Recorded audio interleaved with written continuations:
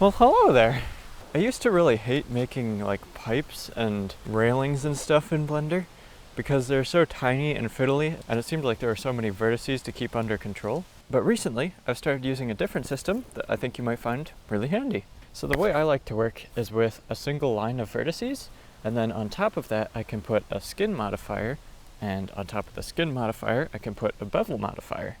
Now just putting together these two modifiers by default doesn't really get you like a nice pipe shape, so I usually have to go into edit mode, and using Control A, that kind of scales things down a little bit. Am I too low in the shot? Maybe I should scooch up a little bit more.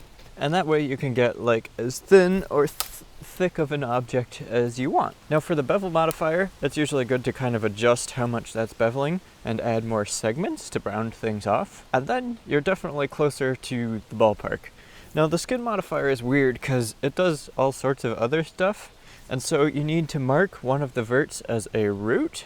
So in edit mode with that selected, you can hit mark root. And if it didn't seem to be doing anything before, that should fix your problem.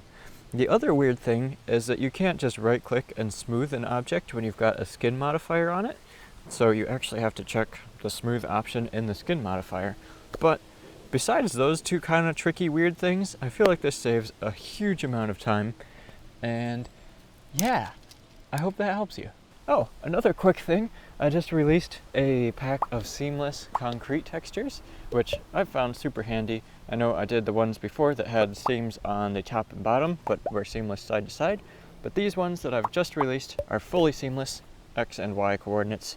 Like I said, super handy, and there's a link in the description if you want to check those out.